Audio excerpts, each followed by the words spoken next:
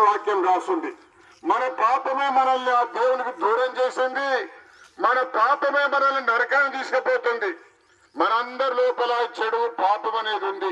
ఈ పాపాన్ని బట్టే నిజమైన దేవుని చూడలేకపోతున్నాం, దేవునితో మాట్లాడలేకపోతున్నాం. పాపాన్ని బట్టే నిజమైన సంతోషము, సమాధానం, తృప్తి లేదు మనకు. ఈ పాపమే మనల్ని నరకానికి, అగ్నిగుండానికి తీసుకుపోతుంది. అయిలారా ఈ భయంకరమైన పాపము నుంచి మనుషులను తప్పించడానికి కొరకే పుట్టించిన దేవుడు, సృష్టికర్త అయిన దేవుడు మనిషి ఈ లోకానికి వచ్చినాడు. పాపులను రక్షించుటకు క్రీస్తు యేసు ఈ లోకమునకు వచ్చిన వాక్యము నమ్మదగినది, పూర్ణ అంగీకారమునకు యోగ్యమైనది. అయిలారమలారా మనం పాపులము. పాపము నుండి రక్షించడానికి యేసు ఈ లోకానికి వచ్చినాడు. పాప శిక్ష నరకము నుండి రక్షించడానికి లోకానికి వచ్చినాడు. అయిలారమ్మలారా మనందరి కొరకే దేవుడు సిద్ధం చేసిన స్వర్గరాజ్యం, మోక్షానికి మనల్ని తీసుకుపోవడానికి యేసు ఈ లోకానికి వచ్చినాడు. ఈ లోకంలో సంతోషము, సమాధానం, తృప్తి లేకుండా ఉన్నాం. ఎందుకంటే రోగాలు, బాధలు, పాపము, చెడుగు, అన్యాయం, అక్రమం, మోసము, దొంగతనము ఇవన్నీ లోకంలో ఉన్నాయి. అందుకొరకే శాంతి, సమాధానం, క్షేమం లేదు.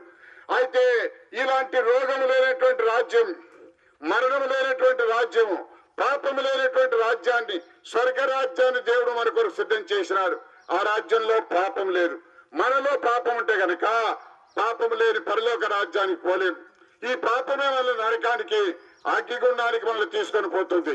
అయితే ప్రేమించిన దేవుడు, మనల్ని పుట్టించిన దేవుడు యేసుక్రీస్తు ప్రభువారు పాపులను రక్షించడానికి లోకానికి వచ్చినాడు. వచ్చి ఏం చేసినాడు? ఆయన మనిషి పుట్టినాడు. యేసు ప్రభువారి లోకంలో పాపం లేకుండా పుట్టిండు. మనిషి పెరిగిండు. ఆయన పాపము లేకుండా పెరిగిండు. మనుషులందరినీ ప్రేమించుండు. ఏ కులము, మతము, భాష భేదము లేకుండా మానవులందరినీ ప్రేమించాడు. ఎందుకంటే ఆయన అందరినీ సృష్టించాడు కనుక, అందరిని పుట్టించాడు కనుక అందరినీ ప్రేమించినాడు. ఈ లోకానికి ఆయన మనిషి వచ్చి అందరికి మేలు చేసినాడు. కుంటి వారికి కాళ్ళు ఇచ్చినాడు, గుడ్డోళ్ళ కళ్ళు ఇచ్చిండు, సచ్చినోళ్ళని లేపిండు, కుష్ఠరోగులను బాగు చేసినాడు. అందరి కొరకు, ఏ మతము, ఏ కులము, ఏ భాష కాదు. అయితే ఆఖరికి చెప్పినాడు, లోకములో ఉన్న వాళ్ళందరి కొరకు నా ప్రాణం పెడుతున్నా, నేను బలైపోతున్నా, నేను చచ్చిపోయినాక మళ్ళీ 3 దినాలకు సమాధి నుండి బయటకు వస్తాను చెప్పిండు. ఆయన చెప్పినట్లే మన పాపముల కొరకై యేసుక్రీస్తు ప్రభువారు శిలువలో ప్రాణం పెట్టినాడు. యేసు ప్రభువారు చెప్పినట్లే, ఆయన ముందే చెప్పినట్లుగా ఇష్టపూర్వకంగా యేసుక్రీస్తు ప్రభువారు మన కొరకు బలైనాడు. యేసు ప్రభువారు మన కొరకు చనిపోయి సమాధి 3వ దినం తిరిగి లేచండు. ముందే చెప్పిండు ఆయన, నేను చచ్చిపోయినాక 3 దినాలకు మళ్ళీ లేస్తాను చెప్పినాడు.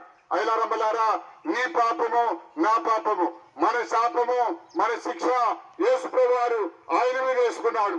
సర్వలోక పాపుల కొరకై యేసుక్రీస్తు ప్రభువారు శిలువ మీద రక్తము కార్చినాడు, చనిపోయినాడు, సమాధయిండు. 3 దినాలకు సమాధి నుండి బయటకు వచ్చినాడు. ఆయన సజీవుడైన దేవుడు ఇప్పుడు పిలుస్తున్నాడు. ప్రయాసపడి భారం మోసుకొనిచున్న సమస్త జనులారా నా ఇద్దరికి రండి, నేను మీకు విశ్రాంతి కలగజేస్తానని యేసు ప్రభువారు పిలుస్తున్నాడు. అయిలారమ్మలారా, యేసు ప్రభు చెప్పినాడు, నేనే మార్గము, సత్యము, జీవము, నా ద్వారా కాకుండా తండ్రి దగ్గర మోక్ష రాజ్యానికి ఎవరు చేయలేరు. అయితే అందరినీ పిలుస్తున్నాడు ఆయన. ప్రభు అయిన యేసుక్రీస్తునందు విశ్వాసం ఉంచండి, అప్పుడు మీరును మీ ఇంటి వారును రక్షణ, మోక్ష భాగ్యాన్ని పొందుతారు. మతం మార్చుకోవాల్సిన అక్కర్లేదు, యేసు మార్చుకోవాల్సిన అక్కర్లేదు, భాష మార్చుకోవాల్సిన అక్కర్లేదు. పాప హృదయం మార్చేవాడు యేసు ప్రభువారు, చెడుగు నుండి తప్పించేవాడు యేసు ప్రభువారు.